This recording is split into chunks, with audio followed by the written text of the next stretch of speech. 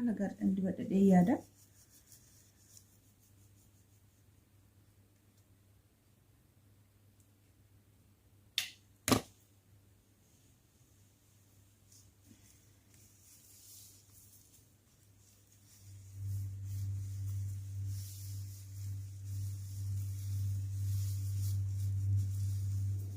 Ashama hordoftoota koo fayyaa keessanii nagaa jirtu nageenya rabbi bakka jirtan isiniif haa baay'atu hunda keessaniif iyyuu ani nagaa koo galata rabbii naa galatoomu isiniifis bakka jirtan nageenya isiniif haa baay'isu rabbiini har'aan kana hennaan rifeensa kiyya hojjechuuf deema isa immoo haala ittiin hojjetan immoo walumaan laalla asitti qurunfudiin qaba qurunfudii yookiin immoo biyya ormaa kanatti bismaar jedhamu sana isadha. Isa haala ittiin hojjetan waliin laallan jedha. Hennaa kana haala nuti kiyyatti hojjetan jechuudha. Dursa bismaara kana jechuudha. Kun immoo qurunfudii asitti naqadha. Isaan booda bishaan amma naga'u itti naqadheen. Kun bishaan ho'aadha. Haala kanaan naaf danfee irraan baasaa xiqqoo ishee tursiisee jechuudha. Asirrattan imbiiba bishaan san bichaan barbaada waan ta'eef jechuudha.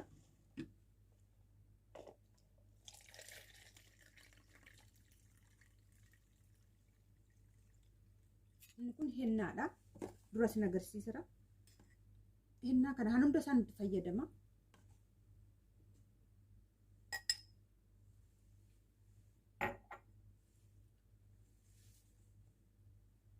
Isaan booda isa kanaan waliin gaa bishaan isa kanaatiin jechuudha bishaan qurunfudiitiin.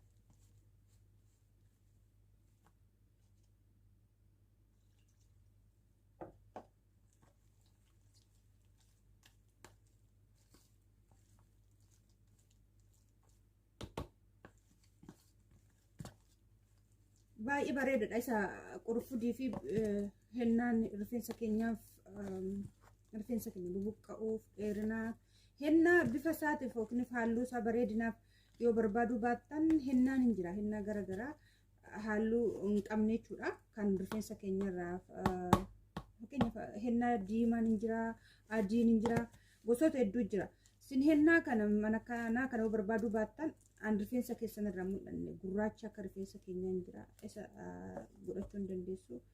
Ani hennaa miidhaginaaf odoo hin taane rifeensa kiyyaaf dheerinaaf fi haphina saatifanii kanaafani malee diimaa kana fayyadamu jechuu barbaade dhiifama. Warroonni fayyadamtanis hin dandeessu hin barbaadu waan akkanaa isa diimaa kana. Erga akkasitti godhee asitti killee qabaa ani takkitti manatti naqaa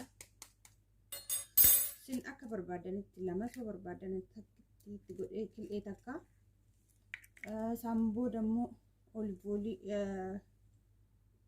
zeezeetuun jechuudha zeezeetuun naqaa.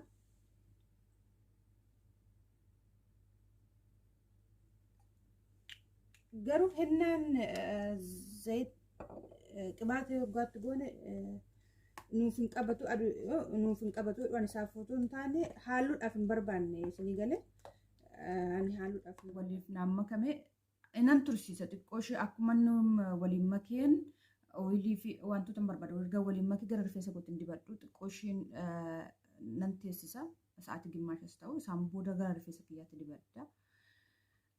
Kanaafiyyuu haala sanaatiin teessisee jechuu barbaadanii ani garuu halluudhaaf hin barbaanne hennaa kana hennaa nan barbaadeef rifeensa kiyya gabbinaaf akka haalaan naa baay'atuuf barbaadanii rifeensa keessan halluu garaagaraa barbaadan hin jira halluun garaagaraa halluu hin barbaanne halluu diimaa akkas rifeensa kootti gochuus hin barbaadus hin barbaannis kanaaf ani daawwattoota koo amma gara rifeensa koottan dibadha. Garuu warroonni halluudhaaf barbaadan iddoo ooyiliitti gochuu baattanii bareedaadha. Ooyiliitti hin godhina ooyiliin hin barbaachisu amma nan dibadha. dibachuudhaaf immoo gilaaksii barbaachisaa. Isaan kaawwadha jechuudha.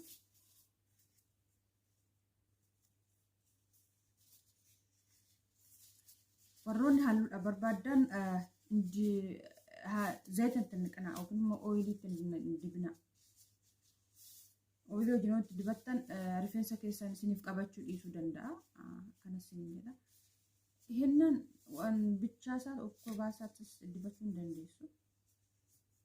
Ani kana maaliifini rifeensa koo nafaa baay'isuu yookiin immoo kana yalaan buqqaaniif isaan kanaaf malee waan biraaf miti. Isiniin jedha amma rifeensa koo dibadha isiniin jedhe.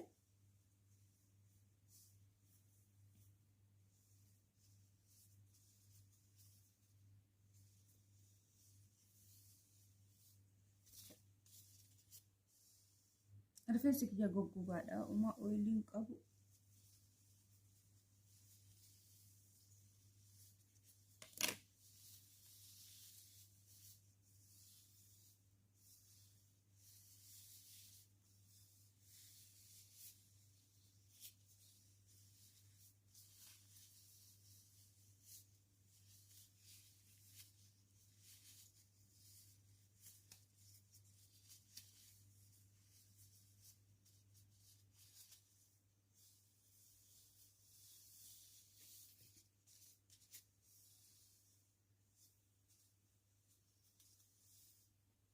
warroonni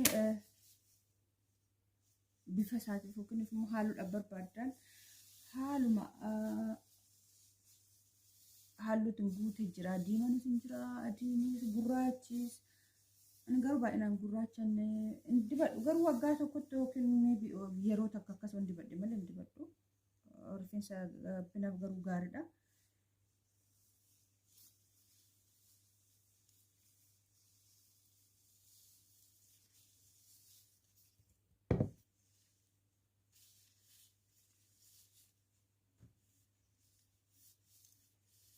warroonni uffata keessanii garuu uffata hojii holsin ta'u yookiin ofirraa isinii bahuu dhiisuu danda'a. Ani halluu qabu jechuudha. Kiyya halluu hin qabu. Nama hennaan dibadhu kun halluu hin qabu. Halluus immoo hin barbaanne.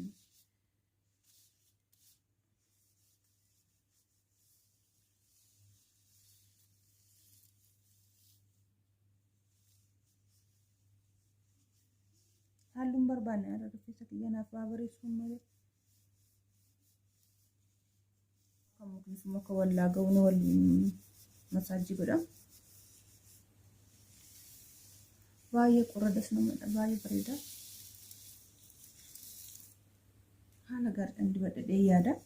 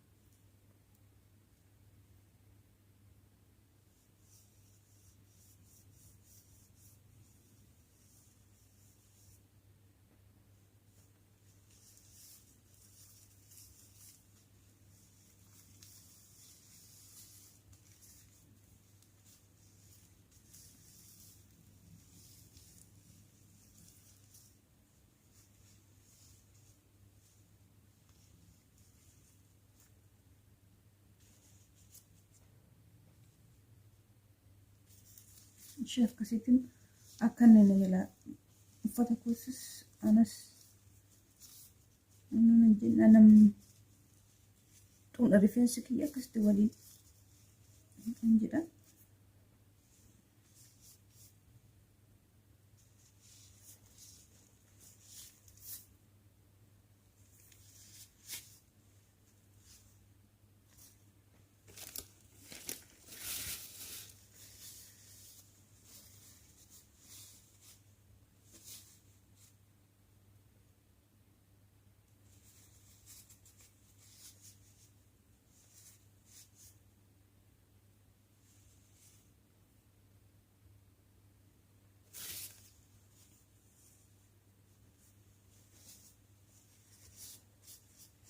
uffata kiyyatti bubbu'ee jira. Uffata waggaa dibattan hin uffata gurraacha akkasitti uffata sin jalaan balleessine iddoo ta'e bareedaadha. Maaliif irratti bu'e taanaan halluudha waan ta'e sin jalaa balleessa. Ammayyuu harka kiyya irratti bu'ee jira. Balleesse. Kana sin daawwattoota koo kana fakkaata sin haala kanatti fayyadamaadha. Yoo halluu isaa haala bareedaadhaan mul'isuu rifeensa keessan irratti barbaaddan ooyilii ittiin dabalinaadha. Yoo immoo rifeensa keessan immoo nu jalaa miidhaa yookiin immoo ooyilii itti fayyadamatan ooyilii wajjin gaariidha garuu anuma killee fi ooyilii itti fayyadame akkasitti bareeda. Halluudhaafis baay'inaan rifeensa keenya irratti halluu isaa baay'inaan hin mul'atu. Haphatee mul'ata. Akkasuma immoo rifeensa keenya nu jalaa miidhu halluun hinnaan jechuudha. Akka ooyilii wajjinaan fayyadama yeroo fayyadamu. Yeroo hunda fayyadamu garuu fayyadameeyyuu ooyilii wajjin fayyadamu sinin jedha. Kana fakkaata gabaabumatti isinitti tolee itti fayyadamaadha sinis.